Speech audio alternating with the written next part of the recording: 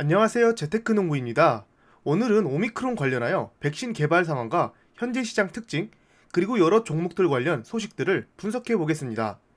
현재 뉴스 하나하나에 시장이 크게 흔들리고 있습니다.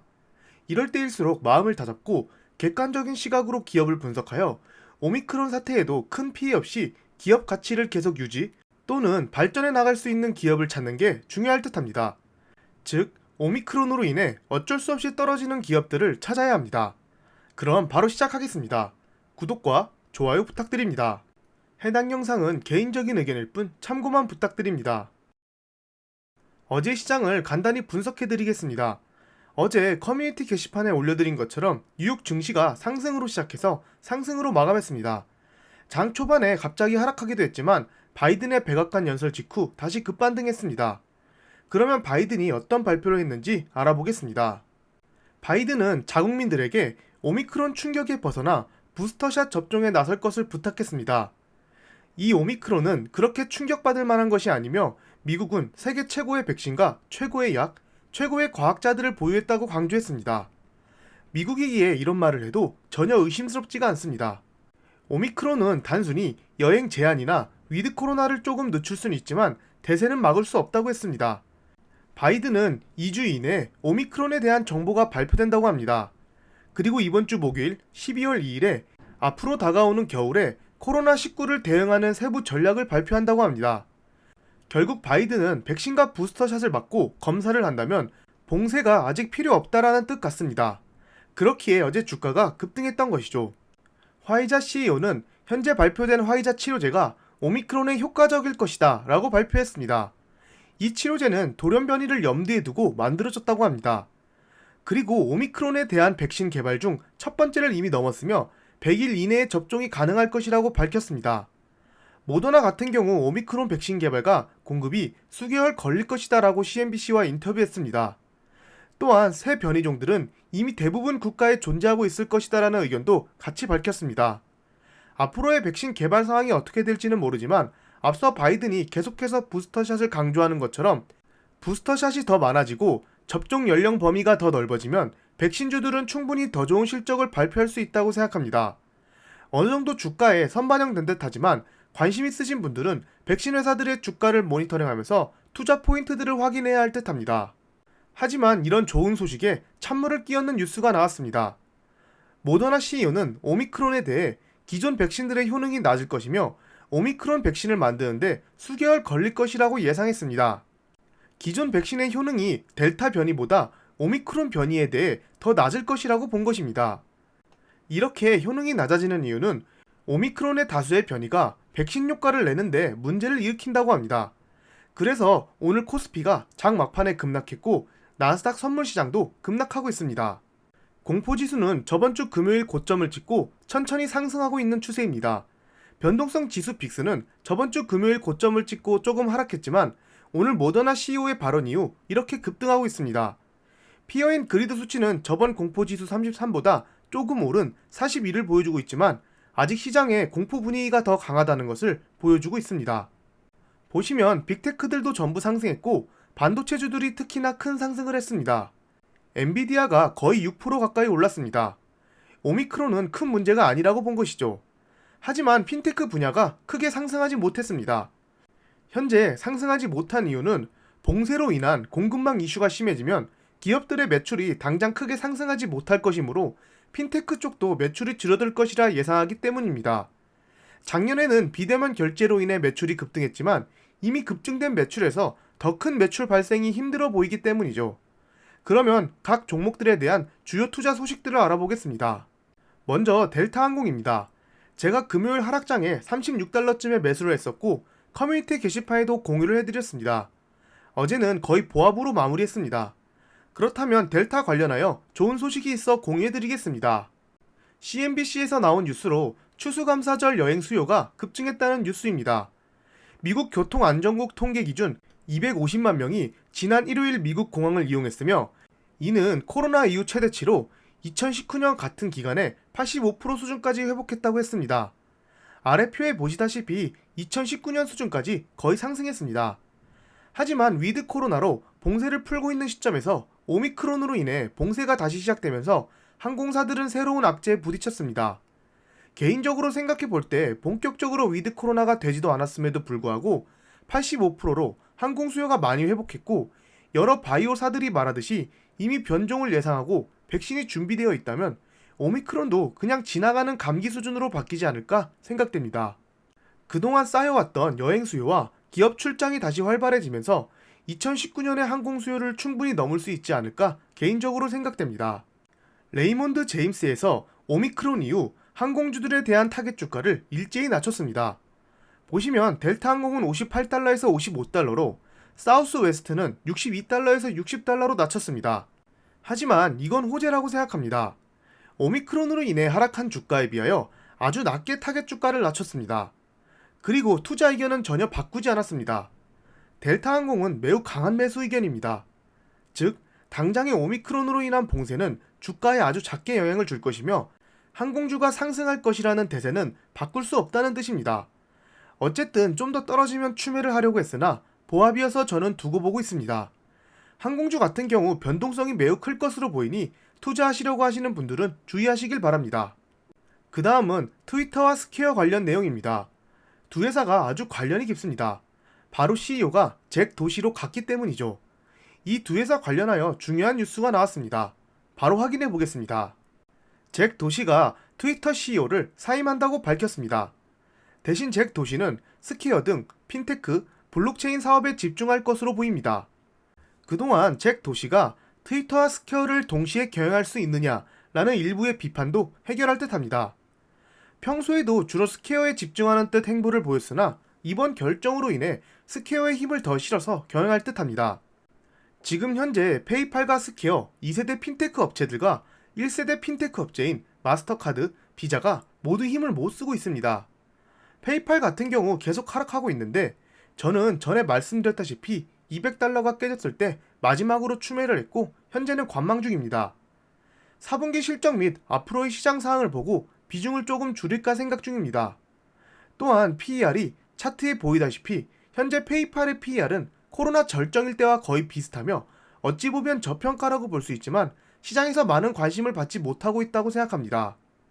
특히나 제 기준으로 PER이 40이 깨지면 비중을 좀 조절할 생각입니다. 기회비용이 아깝기에 다른 종목에서 수익을 보고 난 후 어느 정도 페이팔이 박스권을 유지하면 다시 매수해볼까 생각하고 있습니다. 제 분석대로 페이팔은 분명히 좋은 기업이나 아무리 좋은 종목도 큰 하락에는 적절한 비중 조절만이 계좌의 안정성을 유지할 수 있습니다. 한 종목에 올인하시는 분들이 가끔 있는데 지금 같은 경우처럼 아무리 좋은 기업도 크게 하락할 때가 있습니다. 그럴 때 멘탈 관리도 힘들고 다른 좋은 종목을 추매할 타이밍을 놓칠 수도 있습니다. 그렇기에 아무리 좋은 종목도 분할 매수 및 여러 개로 분산해서 위험 리스크를 분리해야 합니다. 우리의 분석이 완벽해서 사는 것마다 다 오른다면 이 세상 사람 전부가 부자일 것입니다. 유명한 투자자들과 빅쇼트의 주인공 마이클 버리도 잘못된 판단으로 큰 손해를 봤습니다. 하지만 이들이 돈을 벌 수 이유는 적어도 51%의 승률을 가지고 있기 때문입니다. 최소한 51%의 승률만 챙긴다면 돈을 벌 수 있기에 우리는 이렇게 승리할 확률을 높여갈 생각으로 분석하고 공부해야 합니다. 정말 만약에 페이팔이 계속 하락한다 해도 분석을 통해 다른 종목들을 매수하셨으면 오르는 종목들이 더 많기에 현재 계좌는 충분히 좋은 수익률을 보여줄 것입니다. 어쨌든 저도 페이팔을 들고 있고 계속해서 분석해서 공유해드리겠습니다. 제 의견은 참고만 부탁드리며 각자의 투자 기준에 맞춰 대응해 주시길 바라겠습니다. 어제 테슬라가 시장에 비해서 상당히 많이 올랐습니다. 왜 그렇게 올랐는지 여러 루머들이 있어 한번 확인해 보겠습니다. 첫 번째로 스페이스X 합병 및 상장 루머입니다. 이 루머의 시작은 바로 화면에 보이는 SEC 문서로부터 시작됐습니다. 이 SEC 문서는 스페이스X 오퍼링 문서입니다.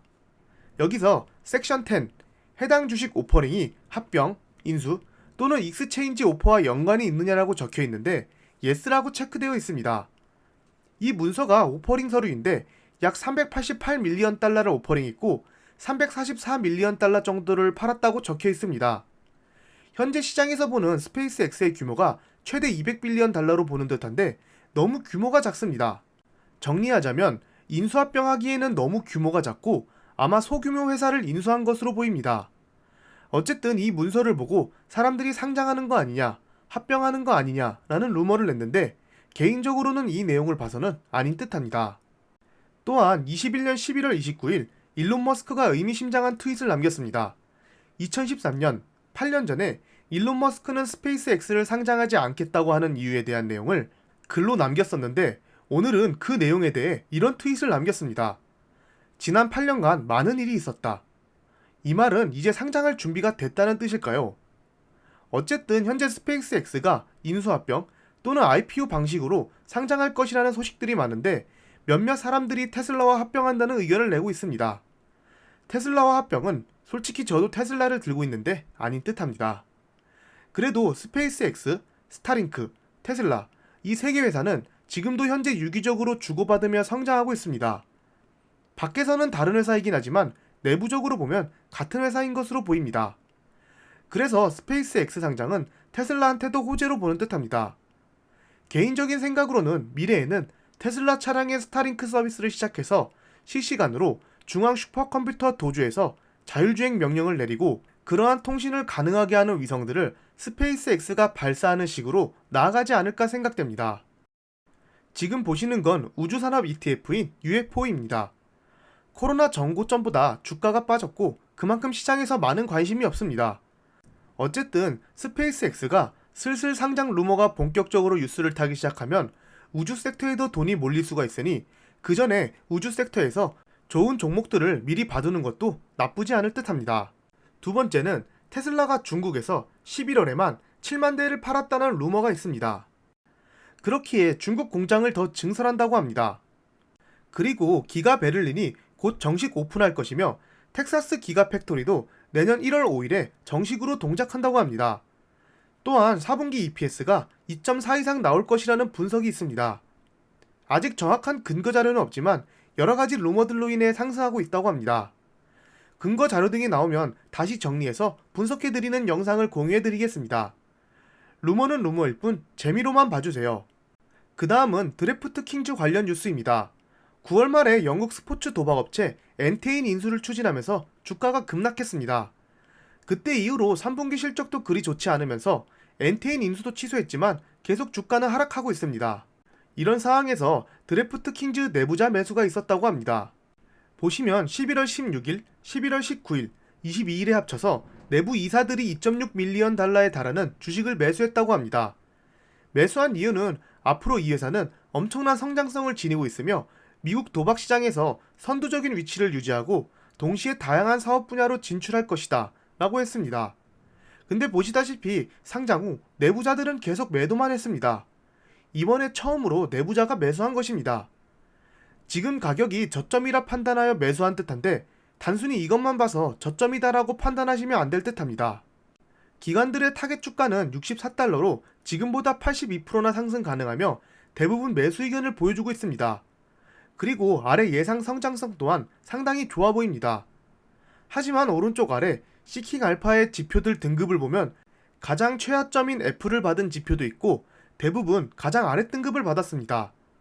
성장성이 이렇게 높지만 EPS가 계속 적자이고 올해 성장률은 심지어 마이너스로 예상됩니다. 당연히 밸류에이션 지표도 아주 안 좋습니다. 나름 부채도 적고 현금이 많은 기업이나 현재 도박 관련하여 각 나라에서 규제를 하고 있고 쉽게 풀어주고 있지 않습니다. 먼 미래에 이 성장성대로 커진다면 언젠가 흑자 전환을 하며 주가가 급등할 수 있겠지만 그때가 당장 언제인지 예측이 힘들 듯합니다. 제가 각 종목에 대한 뉴스들을 계속해서 분석해 드리겠지만 현재 시장은 호재 뉴스보다 오미크론 뉴스에 따라 같이 움직이고 있습니다. 그렇기에 이런 상황에서 호재 뉴스나 좋은 실적이 예상되는 기업들은 줍줍하면 오미크론 이슈가 해결됨과 동시에 더 큰 상승이 있지 않을까 개인적으로 생각됩니다. 저도 계속해서 기업의 가치는 그대로지만 떨어진 주식들을 확인해서 공유드리도록 하겠습니다. 다들 몸 조심하시고 즐거운 저녁 되십시오. 절대 투자 추천 영상이 아닌 개인적인 의견이니 참고만 부탁드립니다. 지금까지 제 영상을 봐주셔서 감사합니다. 구독과 좋아요 부탁드립니다.